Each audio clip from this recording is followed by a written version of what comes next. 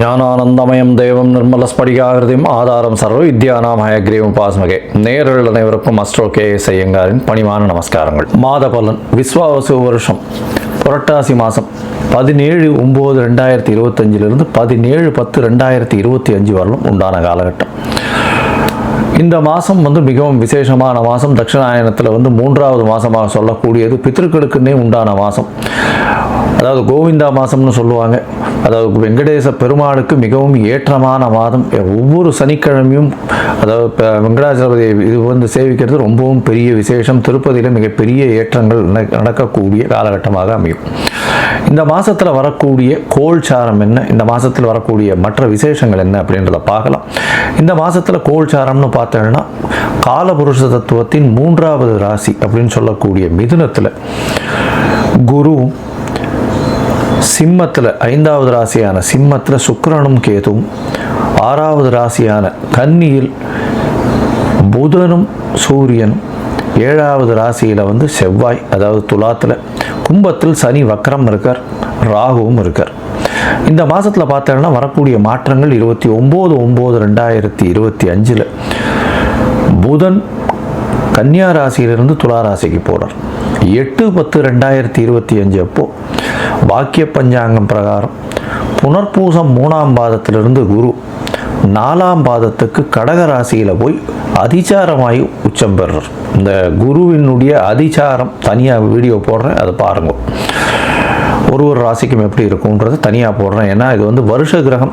கிட்டத்தட்ட ஒரு 4 மாதத்துக்கு மேலே 4-5 மாதத்துக்கு மேலே குரு அங்கே இருக்க போகிறார்.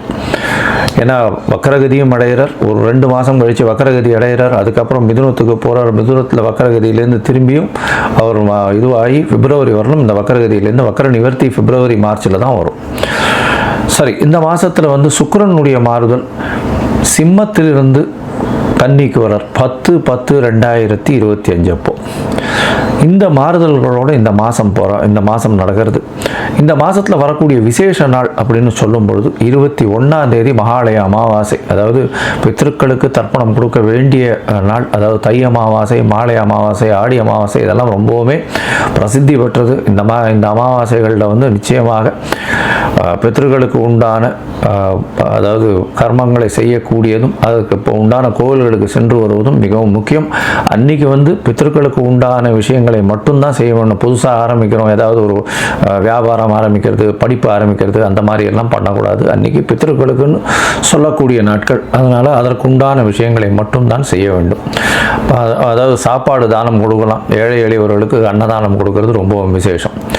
இந்த மாதத்தில் பார்த்தாலே நவராத்திரி வருது. பெரிய விசேஷமான ஒரு, அதாவது இந்தியாவில் மிகவும் பிரசித்தி பெற்ற 9 நாட்கள் 9 அதாவது பெண் தெய்வத்தை வைத்து அதாவது வணங்கக்கூடிய காலகட்டம். ஒரு 9 நாட்களும் சரி மிகவும் ஏற்றமான காலம்.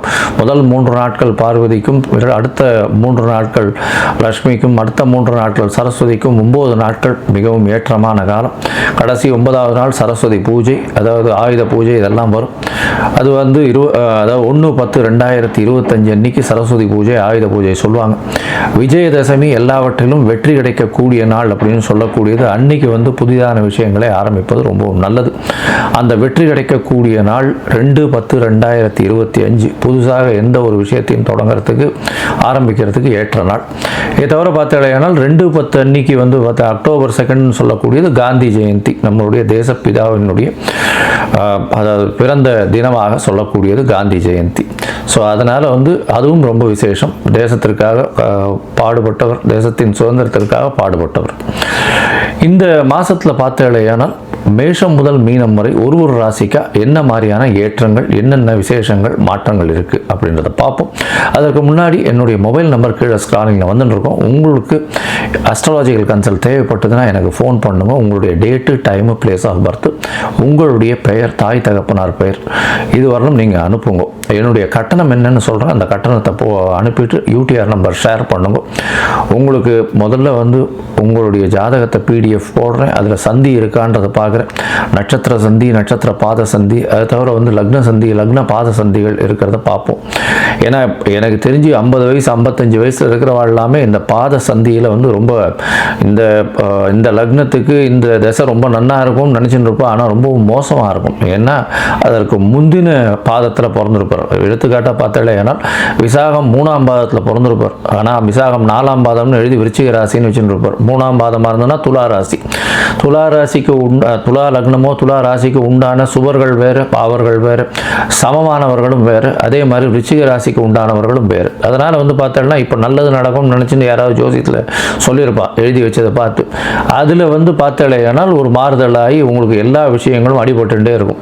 அதனால் அதை முதல்ல ஒழுங்காக பார்த்து சந்தியை சரியாக பார்த்து செஞ்சால் மட்டும்தான் உங்களுடைய ஜாதகம் சரியாக இருக்கும். அதற்கு பிறகு உங்களுடைய தசாபுக்தி அந்தரம் சூக்ஷ்மம் இன்றைய காலகட்டத்தினுடைய நிலைமைகள், இன்றைய நிலைமையில் இருக்கக்கூடிய கோல்சாரம் நிலைமைகள் எப்படி இருக்குன்றதையும் பார்த்து உங்களுக்கு உண்டான தீர்வு என்ன அப்படின்றத சொல்கிறேன்.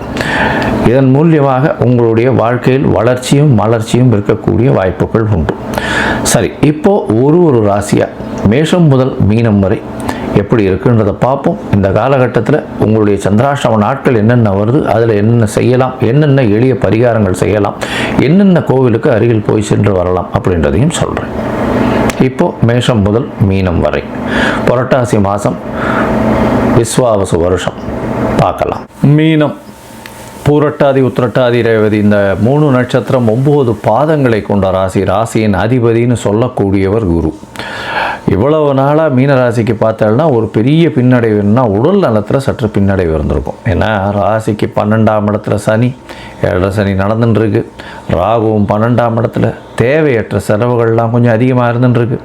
இப்போ பார்த்தோம்னா அதாவது இவ்வளோ நாளாக சுப செலவுகள் நடந்துட்டுருக்கும், உடல் நலத்தில் பின்னடைவு இருந்திருக்கும்.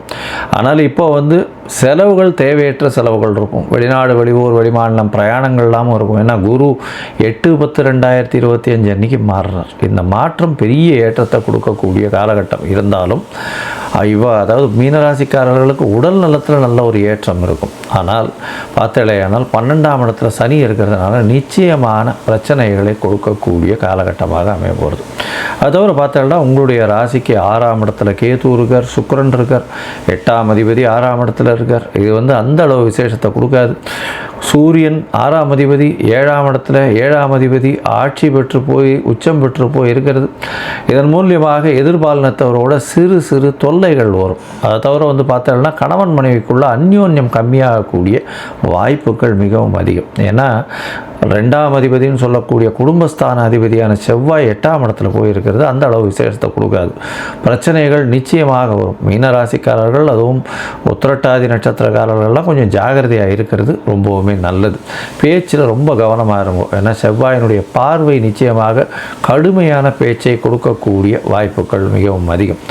ஏன்னா செவ்வாயையும் வந்து சுபகிரகங்கள் பார்க்கல, அதே மாதிரி 2ஆம் இடம்னு சொல்லக்கூடிய மேஷத்தையும் சுபகிரகங்கள் பார்க்கலை. அதனால் கண்டிப்பாக பிரச்சனைகள் வரக்கூடிய வாய்ப்புகள் உண்டு. பொதுவாகவே இந்த மாத பலன்கள் அப்படின்னு சொல்லக்கூடியது, அதாவது விஸ்வாவசு வருஷம் புரட்டாசி மாதம் 17/9/2025 17/10/2025 வரலும் உண்டான காலம். இந்த காலகட்டத்தில் பார்த்தலையானால் இந்த புரட்டாசி மாதத்தில் பொதுவாகவே பார்க்கும் பொழுது பாத கிரகங்கள்னு சொல்லக்கூடிய சூரியன், செவ்வாய், புதன் மற்றும் சுக்கிரனுடைய மாற்றங்களை வச்சு தான் பலன்களை சொல்லுவோம். சூரியன் உங்களுடைய ராசிக்கு 6ஆம் அதிபதி. 6ஆம் அதிபதி சப்தமத்தில் போய் நிற்கிறார். எப்போவுமே 6, 7, 8 சேர்ந்து சப்தமத்தில் போய் இருக்கிறதெல்லாம் அந்த அளவு விசேஷத்தை கொடுக்காது.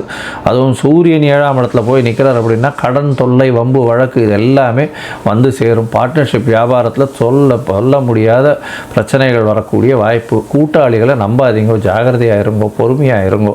எந்த ஒரு டெசிஷனும் இந்த காலகட்டத்தில் எடுக்க வேண்டாம். தேவையில்லாமல் இன்வெஸ்ட்மெண்ட்டு கொஞ்சம் போட்டுறாதீங்க. பொறுமையாக இருக்கிறது ரொம்பவும் நல்லது. 7ஆம் இடத்துல பார்த்தீங்கன்னா புதன் வந்து ஆட்சி பெற்று போயிருக்கார், உச்சம் பெற்று போயிருக்கார், மூலத்திரிகோண வீட்டில் இருக்கார். அதனால் எதிர்பாலினத்தவரும் சரி, கூட்டாளிகளும் சரி உங்களை விட ரொம்ப கை ஓங்கி இருக்கக்கூடிய காலகட்டமாக இருக்குது. எடுக்கிற டெசிஷன் அவங்க நிச்சயமாக நிறைவேற்றக்கூடிய வாய்ப்புகள் உண்டு. 29ஆம் தேதி 29/9/2025 அன்னைக்கு வந்து பார்த்தோம்னா புதன் 7ஆம் இடத்துலேருந்து அகெயின் 8ஆம் இடத்துல மறைவு ஸ்தானத்துக்கு போகிறது. ஸோ அதுவும் வந்து அந்த அளவுக்கு விசேஷம் கிடையாது. மறைந்த புதன் நிறைந்த கல்வியை கொடுக்கும். ஆனால் 7ஆம் அதிபதினு பார்க்கும்பொழுது கண்டிப்பாக பிரச்சனைகள் மிகவும் அதிகமாக போகக்கூடிய வாய்ப்புகள் உண்டு. கணவன் மனைவிக்குள்ள அந்யோன்யம் குறையும். ஒருத்தருக்கு ஒருத்தர் விட்டு பிரிந்து இருக்கக்கூடிய வாய்ப்புகள் மிகவும் அதிகம். வீட்டை விட்டு நாட்டை விட்டு பிரிந்து வெளியில் போகக்கூடிய வாய்ப்புகள் நிச்சயமாக இருக்கும். மொத்தத்தில் பார்க்கும்பொழுது பார்த்தாலேயானால் இந்த மீன ராசிக்காரர்களுக்கு ஒரு குருவினுடைய மாற்றம் நல்ல ஏற்றம் கிடைக்கும். குருவினுடைய மாற்றம் பார்த்தோம்னா உங்களுடைய ராசியை பார்க்குறது பெரிய ஏற்றம். உடல் நலத்தில் ஒரு நல்ல ஏற்றம் இருக்கும். அது 8/10/2025 நடக்கும். ஆனால் இந்த மாதத்து கிரகங்கள்னு சொல்லக்கூடிய சூரியன் 6ஆம் அதிபதி 7ஆம் இடத்துல போய் இருக்கிறது அந்தளவு விசேஷம் இல்லை. கூட்டாளிகளால் நிச்சயமாக தொல்லை. புதிய முயற்சிகள் பார்ட்னர்ஷிப் பிஸ்னஸில் எடுக்காதீங்க, ஜாகிரதையாக இருங்கோ. பேச்சில் கொஞ்சம் கடுமை இருக்கக்கூடிய வாய்ப்புகள் உண்டு. அதை தவிர பார்த்தாலேனால் இந்த மாதத்தினுடைய கடைசியில், அதாவது 10/10/2025 இந்த இவருடைய அதாவது சுக்கிரனுடைய மாறுதல் இருக்கும். அவர் 8ஆம் அதிபதி 6ஆம் இடத்துல இருக்கார். 7ஆம் இடத்துல நீச்சப்பட்டு போகிறார். 8ஆம் அதிபதி நீச்சப்பட்டு போகிறதும் 7ஆம் அதிபதியோட பரிவர்த்தனை ஆகுது. இதெல்லாம் நல்ல விசேஷம் கிடையாது. பொறுமையாக இருக்கிறது ரொம்பவும் நல்லது. பேச்சில் குடும்பத்தில் சலசலப்புகள் அதிகமாக இருக்கும். கணவன் மனைவிக்குள்ள அந்யோன்யம் இல்லாமல் இருக்கும். உங்களுக்கு வெளிநாடு போகக்கூடிய, வெளியூர் போகக்கூடிய பாக்கியங்கள் வந்ததே ஆனால் கண்டிப்பாக போங்க. இல்லைன்னா வீட்டில் சேர்ந்து இருந்தீங்கன்னா கண்டிப்பான பிரச்சனைகள் இந்த மாதம் வரும். பொறுமையாக இருக்கிறது ரொம்பவும் நல்லது. புதிய கடன் வாங்கக்கூடிய வாய்ப்பு வரும். இருந்தாலும் பொறுமையாக இருக்கிறது நல்லது. தேவையற்ற செலவுகளும் வரும். இந்த காலகட்டத்தில் பார்த்தோம்னா உங்களுடைய முயற்சிகளும் சற்று பின்னடைவு ஏற்படும். சில நாட்கள் முயற்சியை எடுக்க வேண்டாம்னு சொல்லுவோம். அது சந்திராஷ்டம நாட்கள்னு சொல்லுவோம். இந்த சந்திராஷ்டம நாட்களில் புதிய முயற்சி வேண்டாம், வெளியூர் வெளிமாநில பிரயாணம் போக வேண்டாம்னு சொல்லுவோம். ஒருவேளை போக வேண்டி வந்ததே ஆனால் சந்திரனுக்கு உண்டான எளிய பரிகாரம் அப்படின்னு சொல்லக்கூடியது, குளத்தில் அருகில் இருக்கக்கூடிய ஒரு குளத்துலேருந்து அல்லிப்பூ கொண்டு போய் சிவன் கோவிலில் கொடுத்துட்டு போவோம். சந்திராஷ்டமத்தின் தாக்கம் குறையும். சரி, இந்த சந்திராஷ்டமம் எந்தெந்த நாளைக்கு வருது உங்களுக்கு அப்படின்னு பார்த்தேன்னா 23/9/2025 26/9/2025 வரலும் உண்டான நாட்கள் சந்திராஷ்டம நாட்கள். இதில் புதுசாக முயற்சிகள்லாம் எடுக்காதீங்க, பொறுமையாக இருங்க. இந்த மீனராசிக்காரர்கள் கடல் வாணிபம் செய்பவர்கள், அதை தவிர கடல் பிராணிகள் வச்சு வியாபாரம் பண்ணுறவங்க, அதை தவிர இம்போர்ட் எக்ஸ்போர்ட் பிஸ்னஸ் பண்ணுறவங்க, அதை தவிர தங்கம் இந்த மாதிரியான வியாபாரம் பண்ணுறவங்க, டீச்சர்ஸு, ப்ரொஃபஸர்ஸு, அதை தவிர இந்த எஜுகேஷ்னல் ஆப்ஸு அதெல்லாம் விற்கிறவங்க, இவங்களுக்கெல்லாம் சற்று பின்னடைவு இருக்கும். இந்த காலகட்டத்தில் கொஞ்சம் ஜாகிரதையாக இருக்கும். அடிஷ்னலாக இன்வெஸ்ட்மெண்ட்டு போட வேண்டியிருக்கும். கல்வி கூடங்கள் நடத்துகிறவங்க இவங்களுக்கெல்லாம் கொஞ்சம் தொல்லைகள் இருக்கக்கூடிய வாய்ப்பு உண்டு. இந்த மாதத்தில் நீங்கள் நாமக்கல்லில் போய் நரசிம்மரை சேவிச்சுட்டு வாங்கும், ஆஞ்சநேயரையும் சேவிச்சுட்டு வாங்கும். அதாவது ரெண்டுத்தையும் பண்ணிட்டு வந்தேலையானால் உங்களுக்கு எல்லா விதமான ஏற்றமும், உங்களுடைய வாழ்வில் மிகப்பெரிய மாற்றமும் நிச்சயமாக சேரும்.